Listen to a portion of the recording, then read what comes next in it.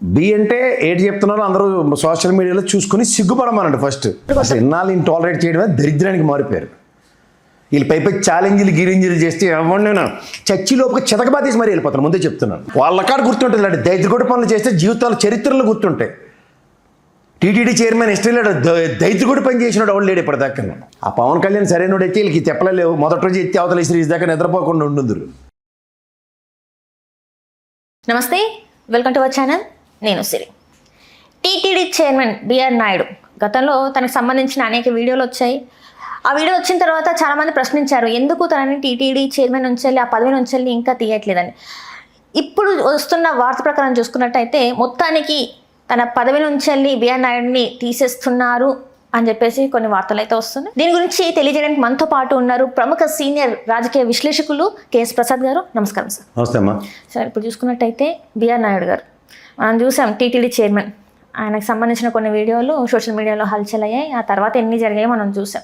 అయితే అందరు అడిగిన క్వశ్చన్ ఏంటంటే, ప్రభుత్వాన్ని అడిగిన క్వశ్చన్ ఏంటంటే, ఎందుకు అలాంటి వ్యక్తిని ఇంకా టీటీడీ చైర్మన్గా కొనసాగిస్తున్నారు, అతన్ని ఆ పదవి నుంచి తీసేయాలని. మొత్తానికైతే ఆ రోజు వచ్చింది అనుకోవచ్చా సార్? మరి అంటే 6వ తారీఖు ఈ జూబ్లీస్ ప్యానల్ ఎలక్షన్ ఉంటుంది. ఆ ఎలక్షన్ అయిపోయాకే ఈ ఏలినట్టు సినిమాలకు వదలట్లేదు. అక్కడ అయితే ఎన్టీవీ లేదంటే టీవీ5 లేదంటే సివిఆర్ న్యూస్ వాళ్ళు కబ్జాలు పెట్టి కూర్చున్నారు అక్కడ. వీడి ప్యానల్ని ఈసారి మళ్ళీ గెలిపించారంటే మీకన్నా దైద్యులు ఇంకెవరు లేనట్టు లెక్క. అంటే ఇక్కడ నేను పదవుల్లో ఉండే ఎలక్షన్ అయింది, నేను ఇంకా తృణప్రాయంగా వదిలేశారని పతివ్రత శిరోమణి కబుర్లు చెప్పడానికి.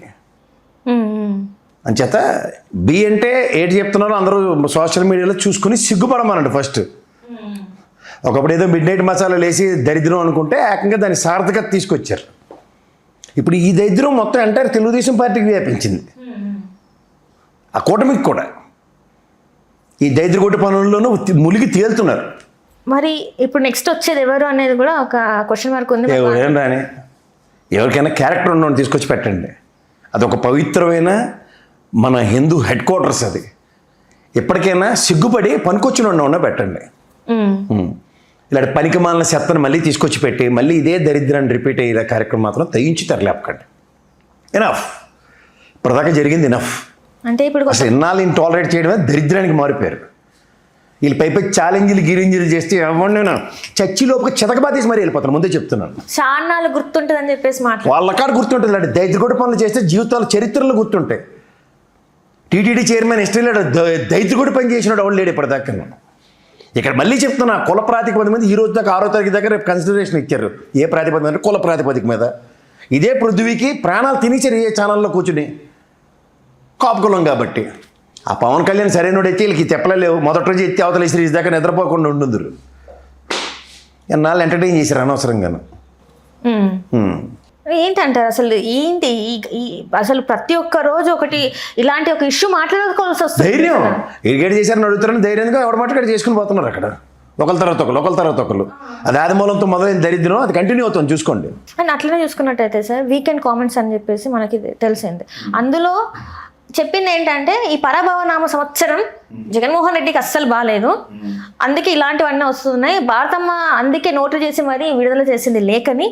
సో అసలు క్రిస్టియన్స్ కాదు, మేము హిందూస్ అని చెప్పుకోవడానికి వీళ్ళందరూ ఇట్లా ప్రయత్నిస్తున్నారు.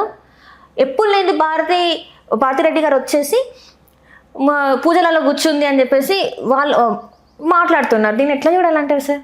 మీకు చేతనైతే దమ్ము ధైర్యం ఉంటే వెనక నుంచి మీరు ఇలా రచ్చాని పచ్చపూస రాతలు రాసేసే అంత తీస్మార్కాలు అయితే కిరణ్ కుమార్ రెడ్డి గారి ఫ్యామిలీ ఏ పూజలకి ఎన్నిసార్లు కూర్చుందో, ఇంక్లూడింగ్ బ్రహ్మోత్సవాలకి, నేను విత్ సబ్స్టాన్షియల్ ఎవిడెన్సెస్ ప్రూవ్ చేయడానికి సిద్ధంగా ఉన్నా. గెలిచి ఆయన ముఖ్యమంత్రిగా ఎన్నుకోకబడిన 2010లో ఒకసారి ఫస్ట్ దర్శనంకి వెళ్ళాడు, తలకు తెగించుకుని వచ్చాడు ఆయన. దాని తర్వాత 2013లో అంటే 2014లో రాష్ట్ర విభజన ముందు బ్రహ్మోత్సవాలకు మాత్రం ఆయన ఒక్కడే వెళ్ళాడు. శ్రీరామనవమికి ఏ రోజు పట్టు వస్త్రాలు కుటుంబ సమేతంగా ఇవ్వలే. ఏట్రా మీరు అందరూ మాడేది ఏంటి? మీరు అందరూ పెద్ద తీస్మార్కాన్ని హిందువులు అని చెప్తున్నారు. చంద్రబాబు గారు షూస్ వేసుకుని పూజలు చేసిన కనబడలేదా మీకు? సిగ్గుందరా మీకు విమానికి? అంటే మండలిలో చెప్పుకోవాల్సి వచ్చింది హిందువుని అని. పేర్లు చూస్తేనేమో క్రిస్టియన్ పేర్లు ఉంటే వీళ్ళు చెప్పుకోవడం ఏమో హిందూ. నువ్వేమైనా బొడ్డుకూసి అడ్డాల్లో వేసి నువ్వు పేర్లు పెట్టాడు ఒక్కొక్కడికైనా? రేపు పనికి మళ్ళీ నీకు వచ్చిన పని ఏటో దాన్ని చూసుకో. ఎవరి పేరు ఏదైనా అవుతుంది. నెల్లూరు పరిసర ప్రాంతాల్లో దాని ఏమంటారు రొట్టెల పండుగ జరుగుతుంది. ఎంతమంది పేర్లు హిందువుల పేర్లు ముస్లిం పేర్లతో ముడిపడి ఉన్నాయి? ఎవడో మీరంతా అసలు నాకు అర్థం కాదు ఏదర్రాదు. ఓహో సారీ, మీరంతా నాన్ ఎడ్యుకేటెడ్ ఈడియట్స్, కుల ప్రాతిపదిక మీద డిగ్రీలు సంపాదించిన జర్నలిజం డిగ్రీలు సంపాదించిన స్క్రాప్ బ్యాచ్ అంచేది మీకు ప్రాథమిక అవగాహన ఉంటుందని ఎవరికైనా అనుకుంటే వాళ్ళంత బుద్ధి తక్కువ బ్యాచ్ ఇంకోలేరు. అట్లెట్లా అంటారు సార్? అది ఎట్లా అంటామంటే తెలుసుకోమ్మా వాస్తవాలు. నెల్లూరు పరిసర ప్రాంతాల్లో రొట్టెల పండుగ జరుగుతుంది. ఆంధ్రప్రదేశ్ రాష్ట్రంలో కడపలో దర్గా ఉంది. ఎంతమంది హిందువులకి ముస్లిం పేర్లు ఉన్నాయి రండి. ఇంకొక మాట కూడా అందులో ఏమరాబాయ్, మీది కడప కదా, మీ ఊర్లో ఎంతమందికి హిందువులకి ముస్లిం పేర్లు ఉన్నాయి చెప్పు. నీ వయసు కూడా ఒకసారి రావాలి చెప్పు. ఎంతమందికి ఉన్నాయి? నీ ఫ్రెండ్ పేరు ఒకటి చెప్పు. నేను చెప్తాను నా ఫ్రెండ్ పేరు ఒకటి. మస్తాన్ ఒక ఫ్రెండ్ ఉన్నాడు, పక్కా హిందూ. మస్తాన్ రావు అని పేర్లు పెట్టుకుంటారు సార్, చాలా మంది ఉన్నారు. ఎందుకంటే ముస్లిం దేవునికి మొక్కుకుంటే పిల్లలు పుట్టారని చెప్పేసి వాళ్ళకి ముస్లిం దేవుని పేరు జర్నలిస్ట్ అట్లని కాదు. వాళ్ళకంటే ఇంగిత జ్ఞానాలు ఉండవు. వాళ్ళు అనేది ఏంటంటే వీళ్ళు వాళ్ళ మతాన్ని కూడా చెప్పుకోలేని పరిస్థితుల్లో ఉన్నారు. మతాన్ని కూడా దేనికి చెప్పుకోలేరు నాకు అర్థం కాదు. దేనికి చెప్పుకోలేను. నాకేమన్నా మతం చెప్పకపోతే నన్ను ఎవడో తల తీసి మొల్ల కట్టుకొని తిరుగుతున్నాడనే.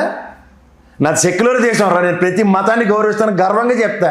నువ్వు ఓడరా నాకు చెప్పడానికి. నువ్వు రోజు నేను హిందువు నేను తప్పలగుండు కొట్టుకుంటూ తిరుగుతున్నాడు మార్కెట్ అంతా. ఎవర్రా మీరంతా? అసలు ఏమైనా సబ్జెక్ట్ ఉందిరా మీరు రాసి దిక్కుమల్లాతల్లో? ఎక్కడైనా కాన్స్టిట్యూషన్లో ఉందా ఓ క్రిస్టియన్ మతస్థురాలు హిందూ మతం మీద భక్తిభావంతో పూజ చేయకూడదని ఎవడన్నా రాశాడరా చెప్పండి? లేదా ముస్లిం యువతి పవిత్రమైన దేవదేవుడి సన్నిధికి టీటీడీ తిరుమల దేవస్థానానికి వెళ్ళకూడదని ఎక్కడ రాసి ఉందా? నువ్వే చెప్తావు కదా డెక్లరేషన్ ఇచ్చి వెళ్ళాలని. ఇవాళ గవర్నర్ గారు వెళ్ళారు తిరుపతికి. డెక్లరేషన్ ఇచ్చి వెళ్ళారా వెళ్ళకుండా వెళ్ళారా? అజీజ్ గారు ఆయన పేరు, మాజీ న్యాయమూర్తి గారు. అదేంటిది ముస్లిం అని వెళ్ళిపోయిన రాయరా నువ్వు శాతనైతే చేరు తక్కువ సన్నాసులు. నీకు దిక్కుమాల ఆడియన్స్ ఉన్నారు, పనికిమాల చెత్తగాళ్ళు. వాళ్ళకి కన్విన్స్ చేసుకుని సినిమా డ్యాన్సులు ఉంటాయి చూడు, వ్యాంప్ డ్యాన్సులు అంటారు, పాట మధ్యలో వస్తుంది. వాళ్ళు వేసుకుని బతికే దిక్కుమాల బతుకు మీది రాసుకొని చావండి పనికిమాల వార్తలు. ఎవరికైనా ఉపయోగం దానివల్ల? నువ్వే చెప్పి నీ తోట ఇంకోటి తప్పేలాగాడు ఉన్నాడు, తీర్థం ఇస్తేలే పడిసిందని సిగ్గుపడి చూడు ఆ వీడియో పక్కన. నీ మొహానికి నువ్వు పేలిన అసందర్భ పేలాపనికి పక్కన వేసి చూపించారు. కావాలని ఇప్పుడు నిరూపించుకోవడానికి ఇవన్నీ చేస్తున్నారు. ఎవరికి నిరూపించాలి నాకు అర్థం కాదు. నాకు కాన్స్టిట్యూషన్ ఇచ్చిన ప్రివిలేజ్ ఏమని? నేను పవిత్రమైన హిందువునైనా నేను ముస్లింగా నమాజ్ చదివే హక్కు నాకు కాన్స్టిట్యూషన్ ఇచ్చింది. నేను చర్చికి వెళ్ళి ప్రార్థన చేసుకునే హక్కు నాకు కాన్స్టిట్యూషన్ ఇచ్చింది. ఎవడరా నువ్వు? కిరసనాలు నమ్ముకుని ఆఫ్టర్ ఆల్ గడివి నువ్వు. కిరసనాలు నమ్ముకున్నాడు నువ్వు రాతలు పనికిమాల రాతలు, యూజ్లెస్ ఫెలోస్. చెల్లికి న్యాయం చేయని అమ్మకి న్యాయం చేయని వాళ్ళు నువ్వు చేసేసావు. ఇప్పుడు చంద్రబాబు గారు కూడా ఫుల్ మొత్తం కాందానికి న్యాయం చేసి వాళ్ళు నీకు ఉద్ధరించి ఉల్లేలేస్తాను అందరూ. ఒకసారి కెమెరా ఇటు తిప్పి పెన్ ఇటు పక్క తిప్పి రాయరా ఒకసారి. ఇటు అటు కూడా ఇసుక తెక్కడే పేడ తెక్కడే అని తేలితే అప్పుడు తెలుస్తాయి. అని ఇంకొక మాట మాట్లాడారు సార్, ఏంటంటే అసలు ఆస్తులు అమ్ముకోవాల్సిన రాజశేఖర్ రెడ్డి గారు గెలిచిన తర్వాత ఇంత ఆస్తి సంపాదించుకున్నారు. సో వీళ్ళకి అసలు 2 ఎకరాలు చంద్రబాబు గారి కుటుంబానికి, తమ్ముడికి 1 ఎకరం, లేదంటే ఈయనకి 1 ఎకరం, లేదంటే ఆడపిల్ల కట్నంకి 1 ఎకరం అంటే మా అయితే ఈయనకి 1 6 ఎకరం వస్తుంది. మరి వాళ్ళు రిచెస్ట్ సీఎం రాసి దేంతో రాస్తావు? రోజు అతమా నీ మొఖానికి నువ్వు నీ రాత్రానికి గసిరినోడు నువ్వు ఓడరా మాకు చెప్పేది. నీకే క్రెడిబిలిటీ లేదు. నువ్వు నిజమైన జర్నలిస్ట్ని, నాటి ముఖ్యమంత్రి నాటి ఆర్థిక మంత్రి కన్విన్స్ అవ్వలే. ఎవరో మీరంతా నాకు అర్థం కాదు. మళ్ళీ అన్నమాట చంద్రబాబు గారి గురించి ఎవరైనా సరే 2 ఎకరాలు ఆసామి వాళ్ళ నాన్నగారు. ఎంత సంపాదించారు అని. ఎంతమంది అక్కచెల్లెలు? 2 అక్కచెల్లెలు 2 అన్నదమ్ములే కదా వీళ్ళు. 4గురికి 6 ఎకరం రాకుండా సమానంగా చేయకుండా పెళ్ళిళ్ళు చేశారు కాబట్టి 0 ఎకరం తమ్ముడు కోటి ఈయన కోటి ఇస్తారు అంతే కదా. మరి అంత పెద్ద హెరిటేజ్ పెట్టారు, అంత పెద్ద వ్యవస్థలు ఉన్నాయి. రిచెస్ట్ సీఎం అని మొన్నే అనౌన్స్ చేశారు. మరి అప్పుడు నీ పెన్నకేటి పక్షపాతం వచ్చింది ఏంటి? లేకపోతే ఇంకైపోయిందా? ఇంకైపోతే వాళ్ళు పచ్చళ్ళలో ఉన్నారు కదా, నూనె ఇస్తాడు, నూనెతోనే రాతలన్నీ జిడ్డు రాతలే కదా, తెచ్చుకొని చావాల్సింది కదా. మీ దరిద్రులు ఇద్దరే కదా రామారావు గారిని చంపేసింది. రామారావు గారిని చంపేసిన అంతకుడు ఎవరంటే వీళ్ళిద్దరే, కిరసనలోడును పచ్చళ్ళోడు. విజయమ్మ గారే చెప్పారు ఇదంతా అని చెప్పారు. నీకు చెవిలో గుణం తీసి చెప్పారేటే? ఏటని చెప్పారు? నేను సంతకం పెట్టడం లేదు, ఇంకా అథెంటికేటివ్గా ఆవిడే చెప్పలేరు. నీకు ఎలాగో తెలివితేటలు లేవు. నీ దగ్గరికి ఒక కుర్రాడు వస్తాడు, బ్రహ్మాండమైన బంగారం లాంటి కుర్రాడు, ఉమేష్ చంద్ర అని, సీనియర్ అడ్వకేట్ సుప్రీంకోర్టులో. చెప్పురా లా చెప్తాడు నీకు. నీ మొహాలకి ఎలాగో చదువు సంచే లేదు, అవి ఇంగ్లీష్లో ఉన్నవి తర్జుమా చేసి తెలుగులో చెప్తాడు. భర్త చనిపోతే భార్యకే సర్వ హక్కులు ఉంటాయి. ఆవిడ పెన్ను కాగితం తీసుకుని చిన్న సిగరెట్ ప్యాక్ ముక్కుంటుంది చూడు, దాని మీద రాసిన అది వీలునామాతో సమానం. రాయమనేవండి వీలునామా, ఎవడు కాదంటే నేను చూస్తాను. అంటే దానికి కూడా లోతరగడ అసిస్టెంట్ స్టాంప్ వేసి రెవెన్యూ స్టిక్కర్ అంటించి ఒక పేపర్ లెటర్ రిలీజ్ చేసి మనోవేదనలు మాకేం తెలియదు చెత్తంతను. అంటే రాజశేఖర రెడ్డి గారు బతుకున్నప్పుడు ఎలాంటివి విల్లు రాయలేదు. ఏదైతే ఆస్తి ఉందో అదంతా జగన్మోహన్ రెడ్డి గారి మీదనే ఉంది. అండ్ ఇంకొకటి ఏంటంటే విజయసాయి రెడ్డి గారు ఎలాగుంటుంది మళ్ళీ నువ్వు పనికి మళ్ళీ అదో ప్రశ్న నాకు అడక్క. విజయసాయి రెడ్డి గారు కూడా చెప్పారంటే మధ్యలో జగన్మోహన్ రెడ్డి ఈడెవడు మధ్యలో అడుగుతున్నా పరిస్థితి ఏంటంటే అదొక్క బుర్లు ఆడుకుంటాను చెప్పింది నేను ఫస్ట్. అరే నాకు తెలియకూడతాను, భర్త చనిపోయిన తర్వాత భార్య ఉంటే కొడుకు రావడానికి రాసిస్తాడు మళ్ళీ అన్నమాట. భార్యకి సర్వ హక్కులు ఉంటాయి. ఈవెన్ ఒకవేళ కర్మగాలి ఆ విధంగా వీలునామా ఉన్నా సరే చెల్లదు అది.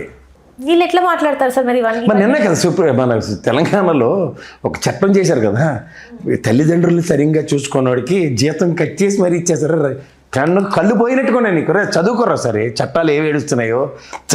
తెలంగాణ అసెంబ్లీలో సమావేశాలు ఏడ్ చేసి తెచ్చారో ఒకసారి చూసుకుని చేస్తే నీ మొహానికి సిగ్గు వస్తుంది. అది ఎలాగలేదు నీ బతుక్కి.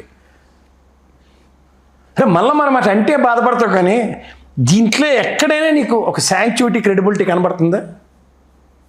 నువ్వు రాసి దిక్కుమాల రాతకి కళ్ళ ముందు తెలంగాణ నిన్న బిల్లు ప్రవేశపెట్టింది. సర్టన్ పర్సంటేజ్ అమౌంట్ డిడక్ట్ చేసేసి అమ్మా నాన్నలు సరిగ్గా చూసుకోండి. మరి జగన్మోహన్ రెడ్డికి అది వర్తించదా? అప్పటి తెలీదా?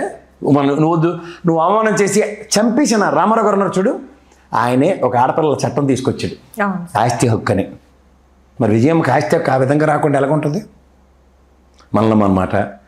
ఈమె రాజశేఖర రెడ్డి గారు ఏమన్నా చిన్నప్పటి నుంచి ఏమన్నా పేద కుటుంబం నుంచి వచ్చినాడా? Is a stinking rich person. Already ఒకసారి అసెంబ్లీలో కూడా చెప్పిన వీడియోస్ ఉంటాయి మనకి, ఇప్పటికి కూడా అవి కనబడుతూనే ఉంటాయి. ఈ పాత సోడ్డీడు ఈయన బ్యాన్ చేశారు కదా వాళ్ళు. ఈ పనికి మళ్ళీ ఏదో లేదండి, పచ్చల్లో నేను కృష్ణాలోనే గెట్అవుట్ అన్నారు ఆ రోజుల్లోనే. ఆయన సెకండరీ స్కూల్లో ఉన్నప్పుడే ఇన్కమ్ ట్యాక్స్ కట్టినా అని చెప్పేసి ఆయన చెప్పడం జరిగింది. ఒక ఫ్యామిలీలో ఎంబీబీఎస్ చదువుకున్నారంటే చిన్న విషయం అమ్మా. అదే ఆ రోజుల్లో రాజారెడ్డి అంటే ఇలా రాసేయడమే తెలుసు. ఆయన మద్రాసు యూనివర్సిటీ నుంచి డిగ్రీ చదువుకున్న ఆ రోజుల్లో అనర్గళమైన ఇంగ్లీష్ మాట్లాడేవాడు ఆయన. ఏడు తెలుసు చచ్చిన వీళ్ళకి. వీళ్ళ మొహానికి జర్నలిజం అంటే వెనక్కి ముందుకు వెళ్తారు ఎవడైనా. కానీ ఇది ఏంటంటే గుడ్డెది చీరలో పడినట్టు ఇటు పెన్ను కాగితం తీసుకుని అలా నూనె కొట్టడి దగ్గర నుంచి ఆడేటి పడిచి నూనె ఉంటుంది చూడు ఎర్ర ఇంక్లోగా, అది రాసేస్తాడు వీడికి గజెట్ ఆఫీసర్లో కూర్చుని ఫీల్ అయిపోయి ఓ స్టిల్ ఇచ్చి మరీ రాసేస్తూ ఉంటాడు. రాసేస్తే ఏమవుద్ది, ఓ జడ్డిమాలో కలర్ దిక్కుమాల బ్యాచ్ ఒకటి ఉంటారు, అది చూసి పరవశించిపోయేవాళ్ళు ఆ ఎర్ర వెంగళాయలని కన్విన్స్ చేయడానికి. నాలాంటి చచ్చిన కన్విన్స్ అవ్వండి నేను. అవన్నీ అబద్ధాలే, పుట్టుకుతో అబద్ధాలు అడివి. మరి అదే రాయడం. ఈ బిఆర్ నాయుడు గారి గురించి ఆడు మావాడు వీడు మావాడు అని పాట వస్తుంటుంది సార్. జర్నలిస్ట్ అంటే మావాడు మీవాడు అని ఏమి ఉండదు కదా సార్. తప్పు చేసినప్పుడు ఆ తప్పుని మనం చూపెట్టాలి కదా, అది కూడా పవిత్రమైన. కళ్ళు పత్తికాయలే తెరుచుకున్నాయి మనకు. అది ఎవడోడికి వర్తించదు తెలుసా? పౌడర్ డబ్బా వాడికి, కిరసనాయిలు అమ్ముకునేవాడికి, పెట్రోల్ బంకుల్లో కూలి పనులు చేసుకునేవాడికి, తర్వాత డ్రైవర్లుగా పనిచేసి స్థాయిలు పెంచుకున్న వాళ్ళకి, నాలుగోడోడు కిరసనాయిలు అమ్ముకున్నవాడికి, వీళ్ళకి ఎవ్వరికి అవి ఏవి జర్నలిజం విలువ. ఎందుకంటే వీళ్ళందరూ దొడ్డిదారిన జర్నలిస్టులైనా తపేలా బ్యాచీళ్ళు. ఒరిజినల్ జర్నలిస్టులు ఎవరు ఇలా ఉండరు. మా పాసం యాదవ్ గారు మా గురుగారు ఇలా ఉన్నారు. తప్పులు జరిగితే ప్రశ్నించారు అంటారు అంతేనా? వాళ్ళ అయితే తప్పులైనా కూడా ముందు కులం చూస్తారు. వీడు మా వాళ్ళలాగా ఉన్నాడు, వీడు మావాడే అని కన్ఫర్మేషన్ వస్తే టూచ్ రబ్బర్ పెట్టి చిన్నపిల్లలు హోంవర్క్ చెరిపేస్తారు చూడు, అలా చెరిపేస్తారు. సో ఇప్పుడు ఏదైతే ఇప్పుడు టీటీడీ చైర్మన్గా ఆయన పదవి నుంచి తీసేస్తుంది, దాని గురించి మాట్లాడరు అయితే ఇంకా మాటలు లేవు అంతే. అది ఇంకా రేపటి నుంచి ఎలివేషన్స్ ఉంటాయి. ఇది మా పెట్రోల్ బంక్ కూడా ఇలా చేయి పెట్టి పెడతారు రేపటి నుంచి, నెమలి వస్తుందన్నమాట. చూసారా, ఈ తెలుగుదేశం అనే పార్టీ తప్పు చేసిన వాడిని ఎవరిని క్షమించరు. ఒకడేమో చూడు గంజాయిలు ఇంజక్షన్లు చేసుకుని పార్లమెంట్కి పోతాడు, వాడిని ఇచ్చేసారా అంటే తూచ్ మేము మర్చిపోయాం. వీడి ముందు సర్టిఫికేట్ ఇచ్చారు, కాంట్రాక్ట్ సర్టిఫికేట్. పళ్ళు పట కొరికెళ్ళి బొల్వర్కర్లు ఉంచుతారు చూడు, అలా వంచినోడు వచ్చేదాకా ఈ తగులుబాజీ బ్యాచ్ ఇలాగే ఉంటారు. Right, thank you so much sir. Hello, Telugu రాజ్యం ఛానల్ చూస్తున్నారా? సామాజిక రాజకీయ జీవన చిత్రణే తెలుగు రాజ్యం. అతిశయోక్తులు అసత్యాలు ఉండవు. రాజకీయ కోణం కాదు, ప్రజా కోణమే కొలబద్ద. తెలుగు రాజ్యం వీక్షణ మీ ఉత్తమ అభిరుచికి నిదర్శనం.